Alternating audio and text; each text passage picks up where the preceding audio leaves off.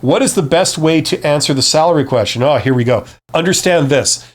If they ask it to you in an interview, you have some options. But if they ask it to you on a web form, like on a website, when you're applying for a job, your options are quite limited because they make it a mandatory question. They make it so you can't put anything other than a single number. So it really limits you into how you can respond on a web form. If it's on a web form, the reality is usually when they are asking this question of you, they haven't revealed to you a lot of critical information about the job. You have no idea what the benefits are going to be. You know, like the benefit package to start with, like they're asking you how much money you need in your pay, but they're not even telling you what benefits you get. You know, like things like that. You have no idea what the hours are. You have no idea if your boss is going to be a psychopath. You have no idea if it's going to be shift work, remote work, travel, is it mandatory overtime? Blah, blah, blah. You have no idea, but they want a number from you. Okay, so here's what you do. You think of the best possible situation. All those things you don't know, you assume they're all awesome. Okay? Then you fill in the lowest possible number you would need to take the job. So you're going to have a very low number in there. Now, the idea is that if you get past this stage and say they call you in for an interview, as you learn more about the position, and it's different from what you assumed it was, you guessed it was because they didn't tell you one way or another, then you can revise that number upwards, right? But for right now, they're telling you almost nothing about it. So fine, I'll just assume everything I don't know is perfect and I'll put the number in based on that. So that's how you do that. If you're in an interview, it's a little more complicated. If you give a number, you're dead. That's the bottom line. If you remember anything from what I say today, remember that. If they ask you, what are your salary expectations? And you give a number, you're screwed.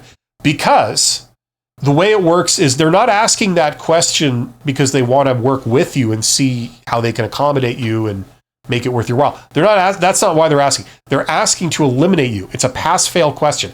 If you say a number higher than the cutoff point that only they know, then you've just eliminated yourself. They say, thank you for your time and, we'll be in touch, which means that they'll never be in touch.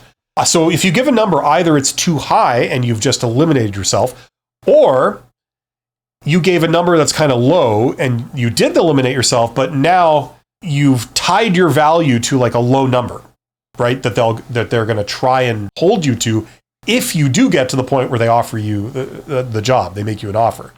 Okay? So the moment you give a number, you're dead. So what you want to try and do is you want to avoid answering the question. So a popular thing to do is to say, well, it's too soon to tell, right? I would need to know a lot more about this position before I can really give you an answer on that. That would make any sense, right? So you try that. Sometimes it works. A lot of times it doesn't. They keep pushing you. Oh, we need a number. You say like, okay. The next thing you can do is you can throw the question right back at them. And you say, listen, this job was posted. Therefore, it's an official job posting that has been approved, right? You guys approved the position, all the details about it. So therefore, you must have approved the salary range for this role. Can I ask what it is? Right? So you flip it right back at them. And then whatever they say, if they say, well, it's somewhere around here or in this range, you say, works for me. So you haven't eliminated yourself because you demanded too much money, right? Now, sometimes that works. Sometimes it doesn't. They turn around and they say, well, yes, it's an approved position. Yes, but we don't know how much this job pays. Yeah, we're recruiting for it, but we have no idea how much it pays. So, I'll believe you. And I got a bridge to sell you too. So they're trying to subtly wriggle out of your clever tactic there. So if you must give them something, the last thing you can do is give them a wide range. You say, look, somewhere between here and here, this low number and this high number, somewhere in there, that would probably be fine. That would work for me. Now, the low number and the high number, they're not like stupid. They're not ridiculous. They're realistic, reasonable numbers, but just, okay? Like it's the limits of what's reasonable, what you could expect, right?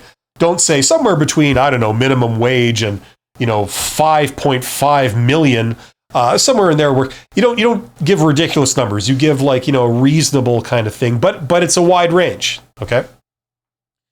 And that's pretty much it. I mean, like, that's going far enough. And if they were to push you further beyond that, first of all, it's starting to get weird. Secondly, you just hold fast. You say, like, listen, like, somewhere between here, that's all I can say. I barely know anything about this role, including things like what the benefits are. I can't give you a more accurate answer than that at this time. So that's my answer. You just stick to your guns. And that's how you ensure they can't eliminate you because you ask for too much money, but you're not tied to a low number.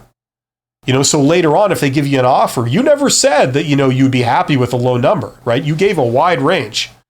Anyway, that's the general kind of strategy behind that question. You could actually condense down this whole blurb that I said that took me 10 minutes into like a couple of sentences.